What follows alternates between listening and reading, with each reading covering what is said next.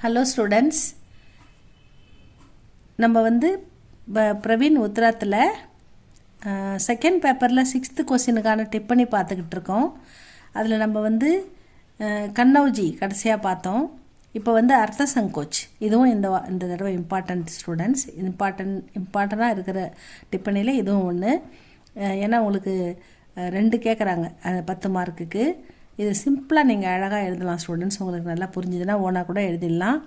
அர்த்த சங்கோச், அர்த்தம், அர்த்த கட்டுப்பாடு, தயக்கம். சங்கோச்சனா தயக்கம், அர்த்தம் வந்து தயங்கி வர்றது, கட்டுப்பாடு, அர்த்த கட்டுப்பாடுன்னு அர்த்தம் இதுக்கு. பாஷாக்கே விகாஸ்மே, அதாவது மொழியின் வளர்ச்சியில், மொழி எப்படி வந்ததுன்ற ஆராய்ச்சியில் அர்த்த சங்கோச்சுக்கா மகத்துவபூர்ண ஸ்தான்க, இந்த சொற்பொருள் கட்டுப்பாடுன்றது மகத்துவபூர்ண ஸ்தான், மிக முக்கியமான இடத்தை வகிக்கிறது அப்படின்னு சொல்கிறாங்க. பிராச்சீன் கால் சப்தோமே, பழைய காலத்தில் வழங்கப்பட்ட வார்த்தைகளில் கோயி கூடார்த்த நகி ஹோத்தேத்தே, எந்த சிக்கலான அர்த்தங்களும் இல்லை. கூடார்த்த அப்படின்னாக்கா ஒரு சிக்கலான புரியாத ஒரு சிக்கலான அர்த்தங்கள் எதுவும் இல்லை. வே சாமானிய ஹீ ரஹே ஹோங்கே, அவை எளிமையாக புரிந்து கொள்ளக்கூடிய வகையில் இருந்தன. சபியத்தாக்கே விகாஸ்கே, அதாவது மொழி நாகரிக வளர்ச்சியின் போது, சபியத்தானா நாகரிகம், நாகரிக வளர்ச்சி ஏற்படும் போது சபியத்தாக்கி விகாஸ்கே சாத் சாத் சப்தோமே விசிஷ்டத்தாக்கி பாவனா பி ஆனே லகி. அப்போ சப்தம், அந்த வார்த்தைகளுக்கு சிறப்பான உணர்வுகளும் வர ஆரம்பித்தன. பாவனான்னா உணர்வுகள், சிறப்பான உணர்வுகளுக்கு சில வார்த்தைகளை பயன்படுத்துதல் அப்படின்ற ஒரு விஷயம் வந்தது. தபி ஷப்தோ கா அர்த்த, அப்பொழுது என்ன ஆகுதுன்னா வார்த்தைகளுக்கான அர்த்தம் சங்கோச் பி ஹோனே லகா. அப்போ அர்த்தத்துக்கு கட்டுப்பாடுகள் வர ஆரம்பித்தன. அதுதான் அர்த்த கட்டுப்பாடு, சொற்பொருள் கட்டுப்பாடு.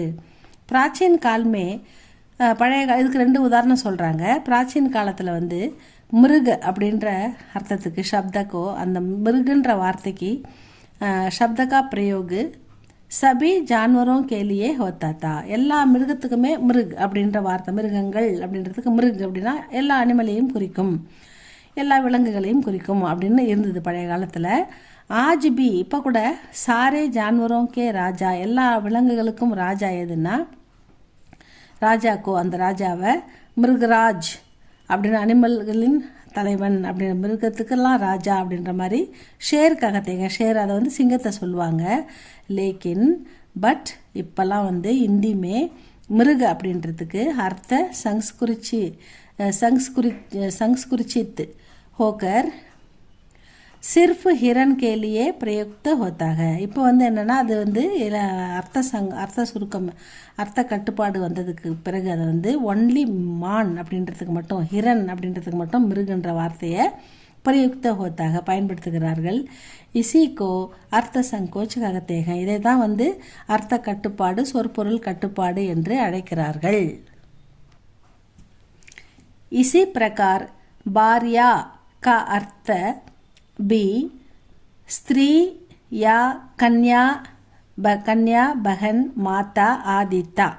इसी प्रकार இதே போலவே பாரியா அப்படின்ற ஒரு சொல்லுக்கான அர்த்தம், அதுக்கான பாரியாக்கா அர்த்தபி, அர்த்தமும் ஸ்திரீ, அதாவது பாரியான்னா அந்த காலத்தில், பிராச்சீன காலத்தில் பெண் அல்லது கன்னி பெண், சகோதரி, மாதா அம்மா, இப்படி எல்லாத்துக்குமே அவங்க பாரியான்ற வார்த்தையை யூஸ் பண்ணியிருக்காங்க பழைய காலத்தில்.